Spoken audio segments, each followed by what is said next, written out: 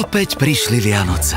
Aké je to krásne užiť si sviatky s celou rodinou a priateľmi v teple domova, pomyslel si medovníček. No nie všetci majú toľko šťastia. Mama Veverička a malý veveričiak sa chveli od zimy, lebo sa im rozpadalo hniezdo. Mama Veverička robila, čo mohla, ale na všetko bola bohužiaľ sama. Musia jej pomôcť. Medovníček neváhal a obvolal všetky zvieratká. Sova priniesla konáriky z vlastného hniezda. Síkorka darovala pár svojich pierok. Rys pazúrikmi nabral mach zo stromov. A medveď? Medveď sa podelil so zimnými zásobami medu. Veveričí domček bol zrazu ako nový a aj komórku zvieratká naplnili orieškami až po okraj. Mama Veverička bola celá bez seba.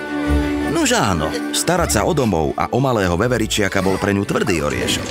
Ale vďaka zvieratkám z lesa vedela, že nie je sama. Mala predsa toľko dobrých priateľov, ktorí jej v núdzi pomohli. Veru, každý oriešok sa dá rozlúsknuť, treba na to len dobré srdce a spoločné úsilie. Kaufland. Rozhodujú činy.